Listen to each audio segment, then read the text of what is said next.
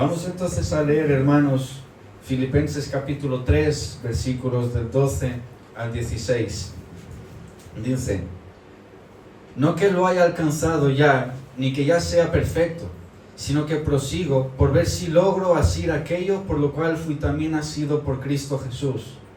Hermanos, yo mismo no pretendo haberlo ya alcanzado, pero una cosa hago, olvidando ciertamente lo que queda atrás y extendiéndome a lo que está delante. Prosigo a la meta, al premio del supremo llamamiento de Dios en Cristo Jesús. Así que todos los que somos perfectos, esto mismo sintamos, y si otra cosa sentís, esto también os lo revelará Dios. Pero en aquello a que hemos llegado, sigamos una misma regla, sintamos una misma cosa. Amén, hermanos. La predicación de hoy se llama Corriendo hacia Cristo. Es un texto bastante conocido, hermanos, y simplemente a modo de recordar lo que hemos visto la semana pasada, porque saben que esto nos ayuda a entender lo que Pablo nos está explicando. En los versículos del 8 al 11, después de habernos presentado, ¿verdad?, el currículum espiritual de Pablo, como ya hemos hablado, que eso lo ha desechado totalmente y se agarró, ¿verdad?, al currículum de Cristo, a la justicia que es de Cristo. En el versículo del 8 al 11, Pablo nos dice que lo que realmente a él le apasiona es conocer a Cristo. Y hemos hecho esta distinción, ¿se acuerdan la semana pasada? Entre conocer de Cristo, que es, sí, lo conoces en la teoría, conoces las doctrinas, conoces la Biblia, de Génesis a Apocalipsis, está bien, pero eso no significa que tú conozcas a Cristo. Y ahí le hemos dicho y en tus momentos de aflicción, ¿a quién te agarras?, ¿verdad? ¿Cuándo fue la última vez que te quebrantaste, ¿verdad?, en Cristo? ¿Cuándo fue la última vez que tú sentiste que estabas viviendo para Cristo y en Cristo y por Cristo, ¿verdad? No solamente conocer de Él como si se tratara de algo como académico, sino conocer a Cristo como una relación íntima y personal. Pero ahora es curioso porque Pablo nos va a decir, permítame quitar aquí la Biblia, porque me parece que las páginas no se van a aguantar, hermanos. Entonces, aquí en estos versículos del 12 al 16, es curioso porque lo que Pablo nos va a estar diciendo es: y no se crean que yo ya alcancé todo esto que os estoy diciendo de conocer a Cristo, de modo como si fuera algo perfecto. Él no piensa que ha llegado ya a la meta. Él no da por hecho eso, sino que él dice que sigue caminando como cualquier otro. En estos textos él nos va a mostrar, hermano, que el cristiano maduro no es aquel que cree haber llegado, sino aquel que con humildad, esfuerzo y dedicación se enfoca a correr hacia la gloria de la vida venidera, hacia Cristo Jesús. Y entonces él empieza en el versículo 12. Hoy no hay manera que la Biblia se aguante, hermanos. Déjenme cambiarla de lugar. Quizás mejor así. Perdónenme. Entonces, Pablo va a empezar aquí en el versículo 12, en el primer punto de esta prédica, que es: el creyente maduro no se conforma con su estado actual. Fíjense que Pablo nos dice que no ha alcanzado todavía la meta, ¿verdad? Y que él no es perfecto. Es decir, él no ha llegado a la culminación espiritual, a ese como clímax de ser un verdadero cristiano.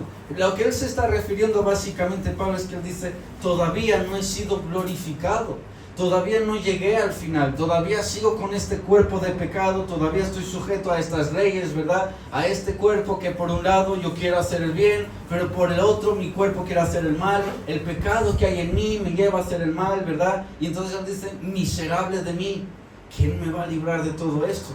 Entonces Pablo no da por hecho que ya llegó a esa perfección espiritual y tampoco a la resurrección futura, que es algo que él nos habló en los versículos anteriores, sino que nos dice: prosigo para alcanzar, ¿verdad? Asir quiere decir alcanzar aquello por lo cual he sido alcanzado. Fíjense que Pablo aquí nos está hablando de una búsqueda activa por alcanzar aquello por lo cual él fue llamado. ¿Y es el qué? ¿Para qué fue llamado Pablo, hermanos? ¿Cuál es realmente el motivo por el cual el Señor Jesús llamó a Pablo? Podríamos decir, por ejemplo, bueno, por ser apóstol de los gentiles. Sí, amén, es cierto.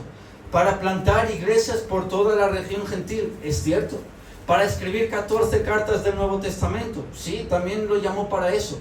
Pero todo esto lo podríamos resumir en una sola cosa: ser hecho conforme a la imagen de Cristo. Ser conformado a la imagen de Cristo. A medida que su vida cristiana va avanzando, que él va caminando en este camino angosto, ¿verdad?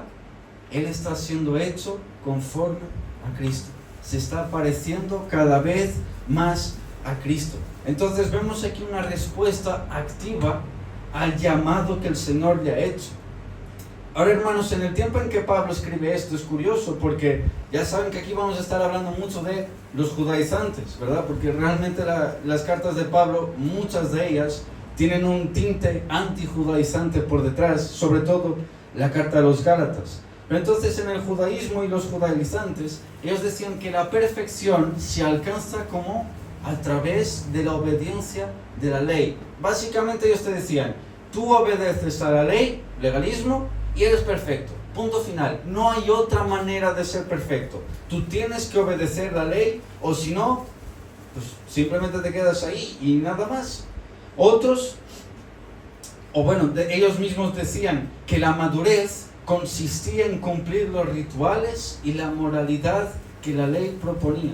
¿Sí? Ellos decían básicamente que alguien maduro en la fe de los judíos, es cierto, pero alguien maduro en la fe era aquel que cumplía todos los ritos y toda la tradición moral, aquel intachable. ¿Se acuerdan como Pablo nos decía? Fariseo de fariseos, hebreo de hebreos, intachable, currículum espantoso. Pues para el judaísmo esto era ser maduro, un legalista, cumplir la ley a rajatabla. Y como bien oró nuestra hermana Cecilia, no hay ninguno bueno, no hay ninguno que pudiera hacer todo eso, a no ser nuestro Señor Jesús, ¿verdad? Pero Pablo lo que va aquí a hacer es contrastar todo esto que los judíos tenían por una madurez en la fe, diciendo que la madurez cristiana no se basa en lo que uno ha logrado, sino en lo que Cristo sigue haciendo en cada uno de nosotros. Ser maduro en el cristianismo no es lo que tú has hecho. No se basa en tus méritos, no se basa en tus logros, no se basa en cuánta Biblia conoces. Se basa en la obra de Cristo en cada uno de nosotros. Eso para Pablo, y por lo tanto para la Biblia, lo cual es palabra de Dios, eso es ser maduro. No importa cómo vengas aquí vestido, no importa lo que tú quieras presumir, no importa los títulos que te van a acompañar, no importa lo que tú vas a fundar. Nada de eso importa para la fe cristiana. Lo único que importa, y para esta iglesia va a importar, es qué está haciendo Cristo en cada uno de nosotros. ¿Qué está haciendo Cristo en nuestro corazón? ¿De qué manera está obrando Cristo en nosotros? Porque esto debe ser visible. Entonces, esto es lo que para Pablo significa ser maduro en la fe cristiana, la obra de Cristo en cada uno de nosotros. Ahora, deberíamos preguntarnos, ¿somos realmente conscientes de cuánto nos falta por llegar a ser como Cristo? Y esto es como una idea muy, a veces lo tenemos como abstracta, ¿verdad? Como, sí, bueno, Cristo está ahí y tal, sí, yo sé que debo conformarme a su imagen, pero como Él es Dios y yo no, y Él es perfecto y yo no, y nunca voy a llegar ahí, pues tampoco pasa nada, ¿no? Un pecadito por ahí, otro por allá, ¿quién nunca? Ya, aunque todo esto es cierto, hermanos, que todos nosotros pecamos, ese no es el modo de pensar cristiano. El pecado debemos aborrecerlo. Nuestras faltas nos deberían dar asco, enojo. No deberíamos justificarlas, tratar de justificar lo que nosotros hacemos mal, ¿verdad? Deberíamos tratar de buscar el arrepentimiento que viene del Señor y conformarnos una vez más a la imagen de Cristo. Así que la verdadera madurez del cristiano se reconoce en aquel que sigue corriendo, no en quien presume haber llegado. Es arrogante, hermano, creer que tú ya llegaste a la perfección cristiana. Es arrogante creer que lo sabes todo de la Biblia. Hermano, el soberbio es la persona más difícil de pastorear en una iglesia, porque vayas con lo que vayas ahí, no te va a hacer caso. Tú le vas a decir así, no, pero mira mi hermano, mi hermana, que este texto de la Biblia te está diciendo otra cosa. No, llevo 40 años en la iglesia. ¿Quién eres tú para venir ahora a decirme lo contrario? No, mira hermano, hermana, esta manera que tú tienes de vivir la vida cristiana entra en contradicción con la fe que tú profesas. Así no vive un cristiano, te pareces más bien a un mundano. Sí, pues me voy de la iglesia. ¿Quién eres tú para venir a corregirme? Entonces esta gente, hermanos, aunque dicen ser de nosotros, ¿verdad? La verdad es que tienen soberbia en su corazón. No se dejan corregir. Y nosotros deberíamos siempre preguntarnos, ¿qué me falta? ¿Cuánto me falta todavía? ¿Qué debo aprender? ¿Qué debo cambiar? Acabamos de cantar, cámbiame, Señor, renuévame. Bien, ¿qué tiene que cambiar el Señor en nosotros? En este camino hasta la meta, ¿qué hace falta todavía que el Señor nos cambie?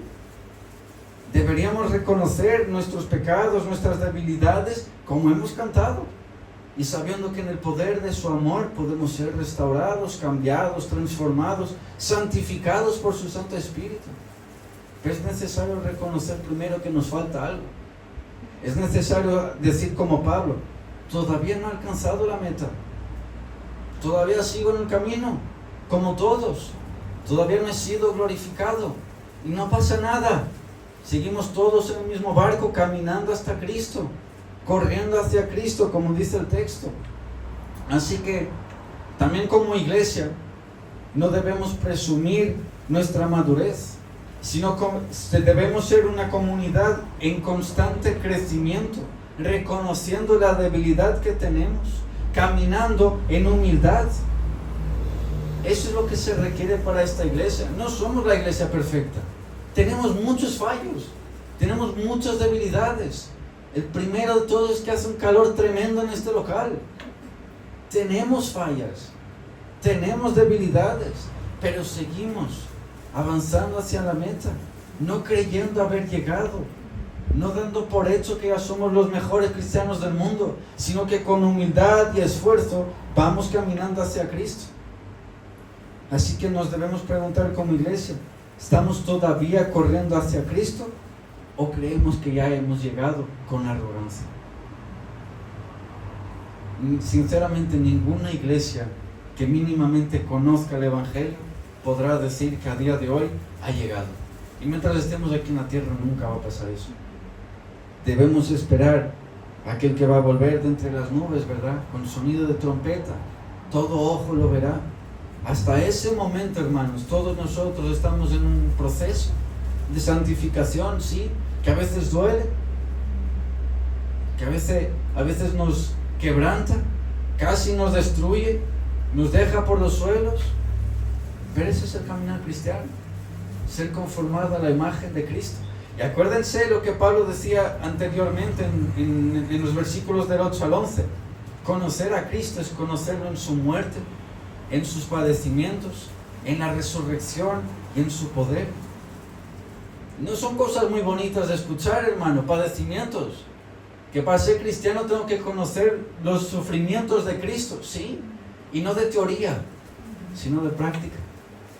Y así es como tú vas creciendo en el andar cristiano. Y nunca debemos olvidar, hermanos, que Cristo nos alcanzó primero. Nuestra carrera no es el medio de alcanzar la salvación. Tú no estás corriendo para ser salvo. Tú estás corriendo en obediencia a esa salvación que ya te fue dada, por haber sido alcanzado por la gracia de Cristo. Por ese motivo es que estamos corriendo. Porque Él nos tomó, nos redimió, nos transformó y aún nos transformará por completo en el final. Nos va a glorificar. Yo no sé cómo va a ser eso ni cómo seremos, pero dice la Biblia que tendremos cuerpos glorificados y seremos semejantes a Él. Mira cuánto nos falta todavía. Pero eso nos da esperanza para seguir en este camino, hermano. En el punto 2, que va en el versículo 13 y 14, el creyente enfoca toda su vida en la meta de Cristo.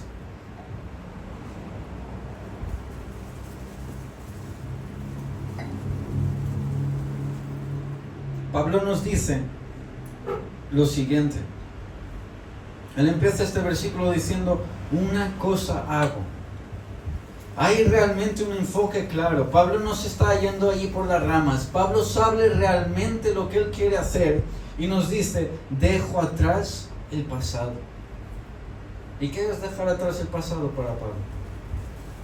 Miren, quizás es fácil decir, sí, mira, Pablo dejó el judaísmo. Pablo dejó todas esas leyes, esos rituales que él creía que le iban a dar la salvación, dejó de ser fariseo, dejó todo eso, sí, pero no solo, dejó todos sus logros, porque Pablo no era uno cualquiera, ya lo hemos estudiado, ¿verdad? Ya lo hemos visto, intachable, no había nada que decir contra Pablo, no era alguien sin pecado, pero realmente era un hombre intachable, según la ley judía, ¿verdad? Discípulo de Gamaliel, tribu de Benjamín, israelita, circuncidada al 8º día, tenía logros, pero también los dejó atrás sus fracasos, sus títulos, sus heridas, dejó atrás todo. ¿Para qué? Nos dice Pablo, extenderse hacia lo que está delante. Lo que Pablo tiene aquí en mente, hermanos, es como un atleta que está en la meta final, ¿verdad? A la llegada. ¿Sabéis cuando van dos corriendo, verdad? Que van a la par, siempre estiran como un poquito más la cabeza, el cuerpo, ¿verdad? Se tiran un poquito así los brazos hacia atrás y como que extienden su cara, su cabeza hacia adelante para llegar primero. Esta es la imagen que Pablo tiene. Como un atleta que estira su cuerpo en la llegada, Pablo se estira a sí mismo por lo que está delante. ¿Y qué es lo que está delante? Bueno, la salvación que fue iniciada por gracia. Ese caminar cristiano para llegar a Cristo. No que Pablo no lo tenga ya, sino para llegar a esa resurrección final, a esa glorificación del cuerpo, en ese caminar cristiano.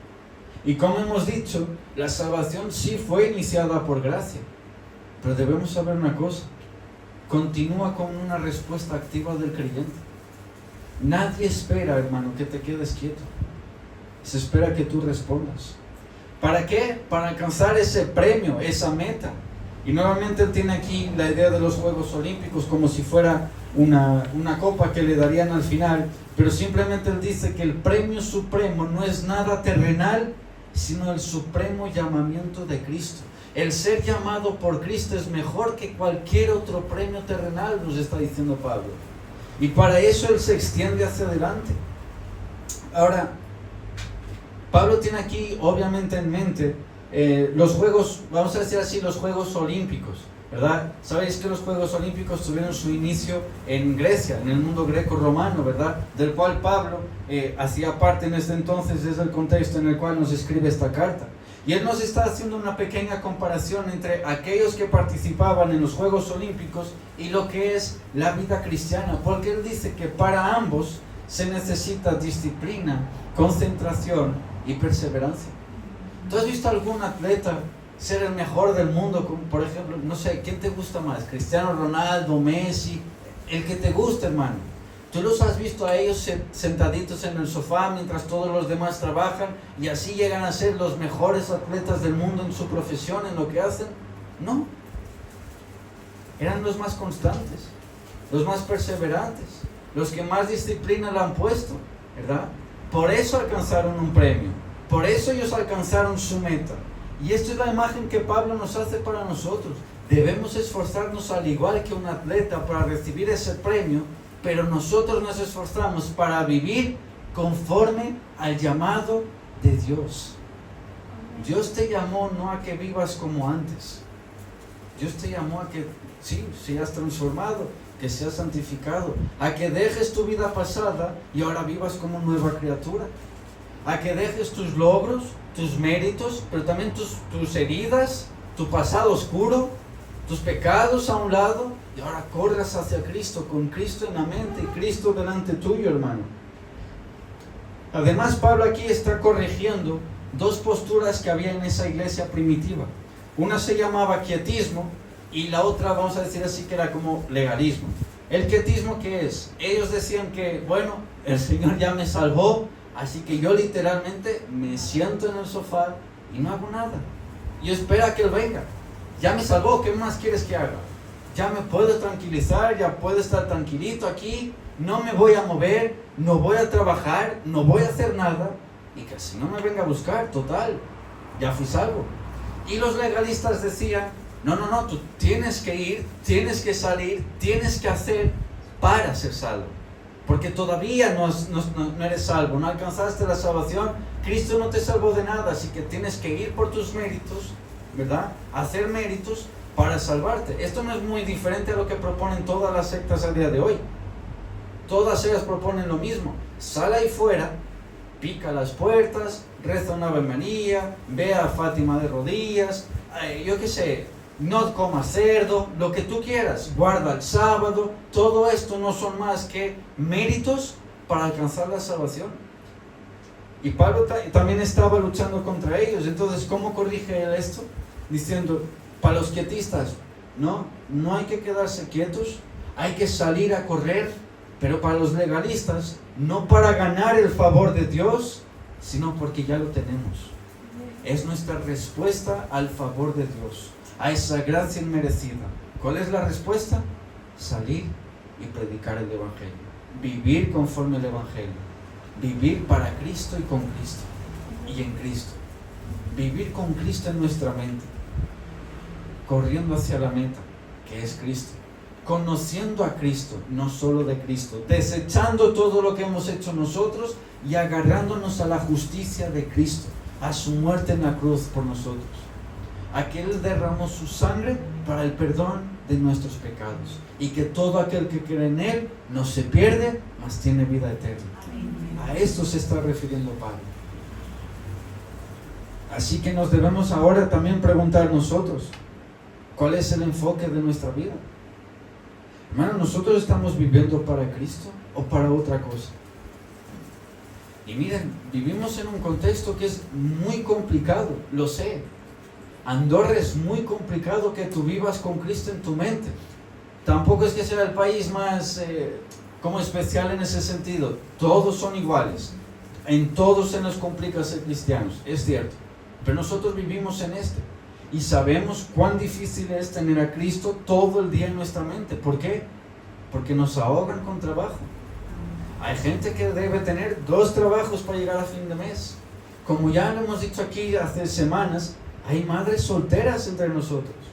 Hay madres que no saben cómo van a llegar a final de mes.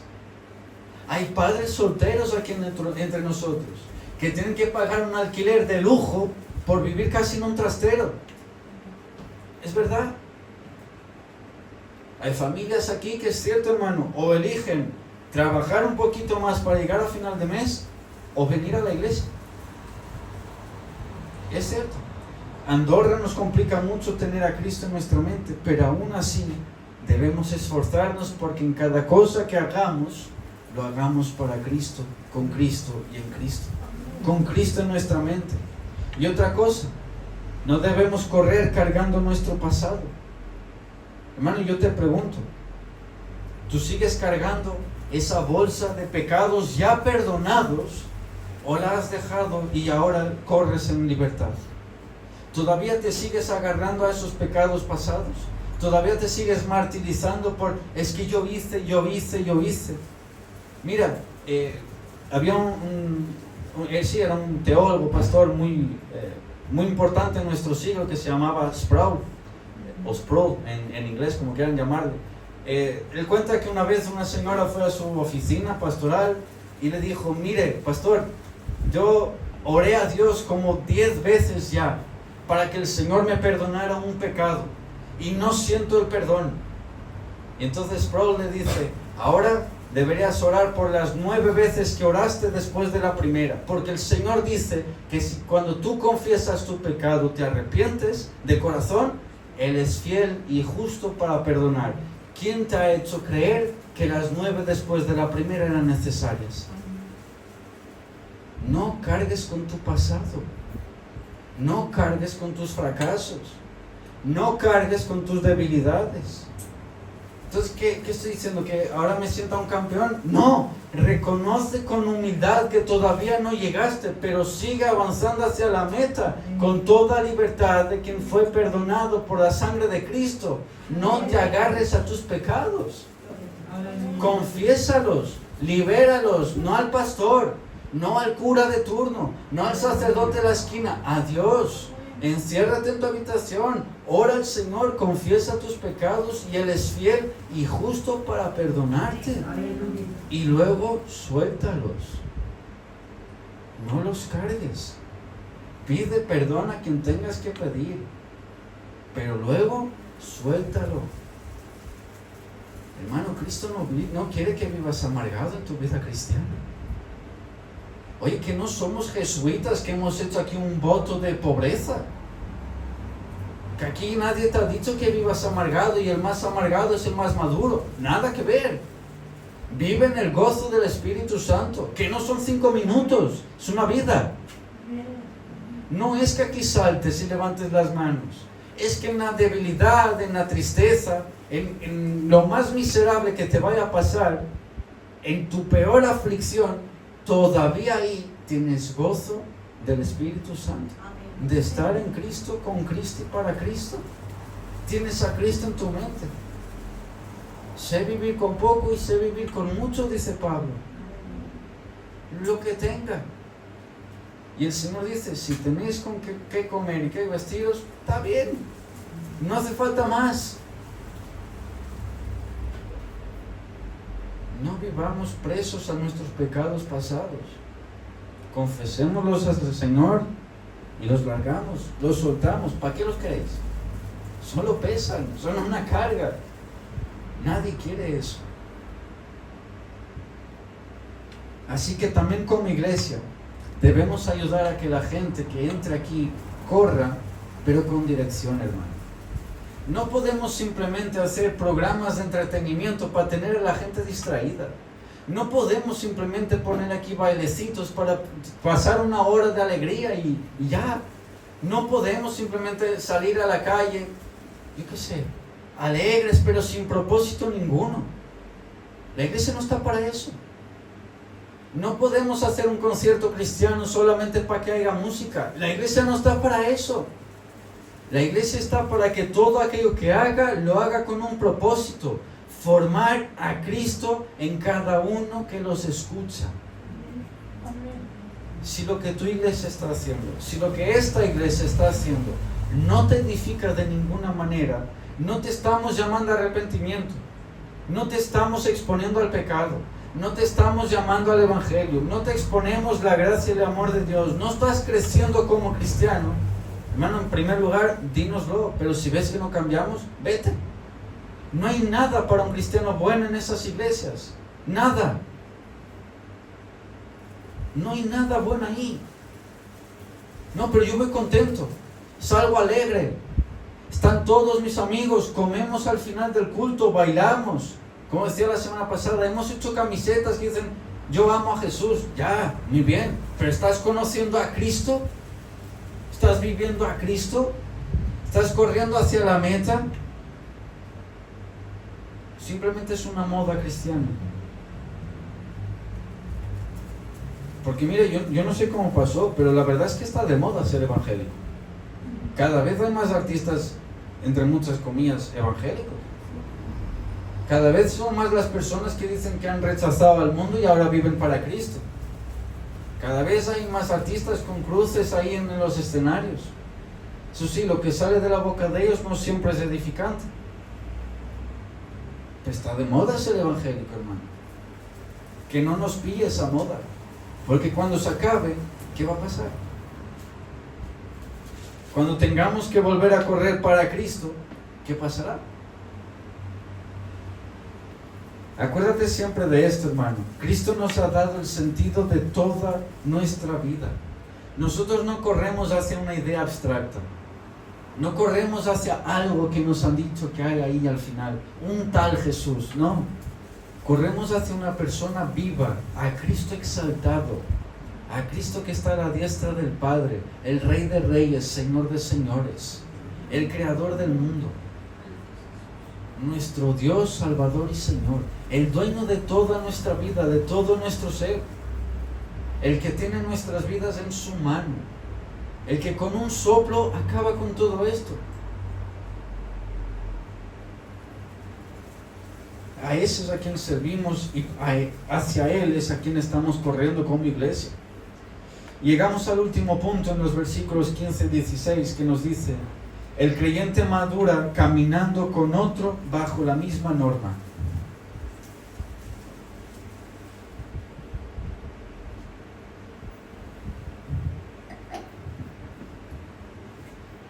Aquí es curioso porque Pablo nos dice: así que todos los que somos perfectos, eso mismo sintamos. Pero Pablo en unos versículos anteriores dice: no, nadie es perfecto. Entonces, ¿qué está haciendo aquí Pablo? Quizás es una contradicción de Pablo, que obviamente sabemos que la palabra de Dios no puede tener contradicciones. No, simplemente lo que Pablo nos está diciendo es que aquellos que alcanzaron la madurez espiritual son aquellos que tienen la centralidad de Cristo en su vida, que reconocen que el centro de su vida es Cristo. Esto para Pablo es un creyente maduro. Ahora, él hace aquí una paradoja. El creyente que es maduro, a quien él llama perfectos, son aquellos que saben que realmente no lo son, que todavía les falta camino, que todavía deben seguir caminando con humildad y perseverancia. Todavía deben seguir en este camino angosto porque no han llegado. Todavía no son lo que deberían ser, pero gracias a Dios ya no son lo que solían ser tampoco. Ya fueron transformados, santificados. No están glorificados no están todavía glorificados, pero sí fueron justificados. Son nuevas criaturas. Además nos dice, si alguien tiene otra actitud, lo que él está diciendo básicamente es que Dios va a corregir a aquellos que tengan una actitud diferente a esta, de saber que todavía no alcanzaron la perfección cristiana. Porque sí, hermanos, hay muchos entre nosotros que creen que son los cristianos idóneos, perfectos, los 10 de 10, los que no cometen pecado. Hermano, ¿sabes? Hubo un día que estaba predicando y al final del culto una señora se levantó de la silla y dijo así tal cual: mira, no me gustó la prédica porque dijiste que somos pecadores y yo pecadora no soy. Y entonces le hemos dicho: usted ya no peca. No, yo ya no peco. Cristo ya me salvó, ya me perdonó todos mis pecados. Yo pecadora no soy. Y es curioso que en el mismo texto Pablo decía: yo pecador, el primero de todos. Y él se consideraba pecador. Pero sí, la hermana decía que ella no pecaba. Entonces lo que Pablo le diría a esta hermana es: bueno, si eres del Señor, el Señor te va a corregir esa actitud. Porque realmente no puedes ser cristiano creyendo ya que eres perfecto, que no hay pecado en ti, que eres como la Inmaculada María o algo así. No, hermano. Aquí el único que está sin pecado es Cristo. El único que nunca pecó es Cristo. El único que no necesitó a nadie que lo salvara es Cristo. Todos los demás, hermanos, estamos todavía manchados por ese remanente de pecado que hay en nosotros. Nos la cargamos, vamos hacia adelante con ello, pero todavía estamos manchados. Saben, hermanos, en la iglesia primitiva a la cual Pablo está escribiendo, había ahí una lucha por la unidad de pensamiento y la práctica en la iglesia. Por ejemplo, los judaizantes entraban a las iglesias, son una secta, como ya bien lo sabemos, que se están levantando mucho a día de hoy, y esto es debido al poco conocimiento del pueblo evangélico de la palabra del Señor. Pero estos judaizantes que también habían en ese primer siglo se infiltraban entre las iglesias e imponían normas externas al evangelio. Es decir, ellos te decían que tú tenías que circuncidarte, no comer cerdo, guardar Shabbat, hacer todo esto, ¿verdad?, para ser salvo. Los gnósticos, por ejemplo, otro grupo sectario, buscaban un conocimiento secreto. Incluso iban entre las iglesias diciendo haber descubierto el hilo rojo de la verdad oculta que nunca nadie había visto, que no se conocía, pues ellos lo tenían. Esto es justamente lo que hace cualquier secta a día de hoy. Dice que en el año 1800 y pico bajó un ángel y le dio 2 tablas de la ley, no sé qué, de oro. Estoy hablando de los mormones, no fue en el año 1800 y pico, pero algo así te van a decir. Ellen White con los adventistas también, visiones por aquí y verdad absoluta del Shabbat, el sábado brillaba más que los demás, en una visión del cielo te dirá. Y todas las sectas te van a hacer esto. Van a luchar para que la unidad entre la iglesia se tambalee, para que cada uno ya empiece a dudar de la verdad que nos fue enseñada por los apóstoles. Entonces habían creyentes inmaduros que básicamente se estancaban espiritualmente. ¿Por qué? Bueno, porque adoptaban el quietismo, adoptaban eso de, bueno, ya el Señor me salvó, por aquí tengo los judaizantes que no tengo ni idea de lo que me están diciendo, luego tengo aquí los gnósticos que estos tíos se ha ido la olla perfectamente, así que yo me quedo por aquí. Y esto es lo que Pablo tenía que luchar ahí en esa iglesia. Entonces Pablo nuevamente lo que les está diciendo es, la madurez cristiana no se impone con dureza como hacen los judaizantes.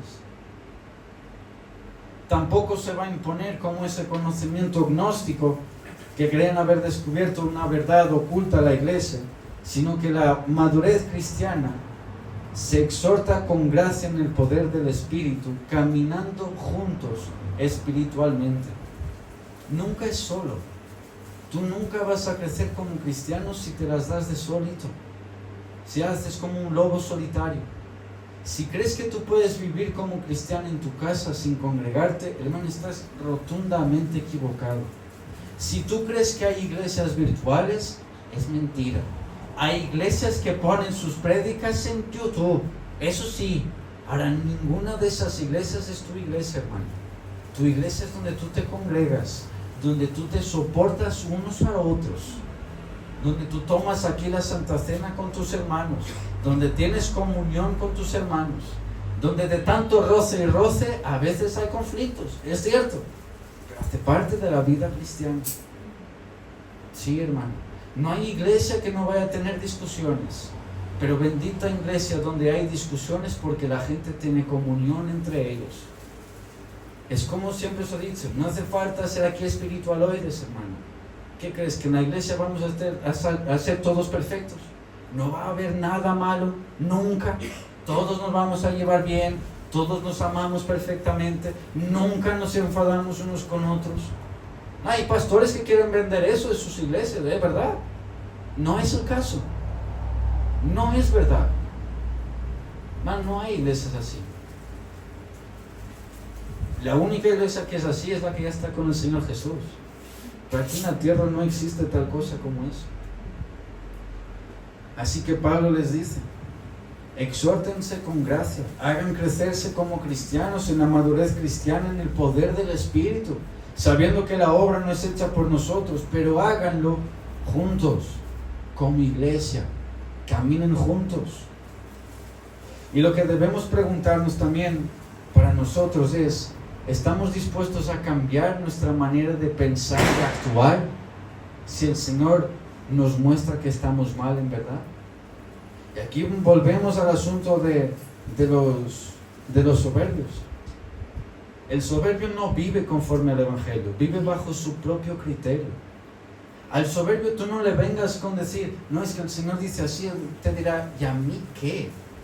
Yo hago mis propias normas. Lo que él en verdad se está diciendo es, yo soy mi propio Dios, a mí no me vengas con tus tonterías. A mí me da igual lo que el Señor diga. Incluso van a tener la cara dura de decirte, a mí no me dijo nada. Claro, Biblia cerrada, ¿cómo quieres que te hable? Pero sí, hermano, hay muchos que te van a venir con esto. Hay muchos que van a abandonar el Evangelio y van a vivir como cristianos, entre muchas comillas, bajo su propio criterio de lo que es ser cristiano. Hermano, nadie te preguntó cómo es ser cristiano. A nadie le importa lo que nosotros creemos de lo que es ser cristiano. Al menos no debería. Lo que cada uno de nosotros se debe preguntar es, ¿qué dice Dios de lo que es ser cristiano? ¿Qué dice la Biblia de lo que es ser cristiano? ¿Qué dice el Señor en su palabra? Porque luego pasa lo que pasa en muchas iglesias.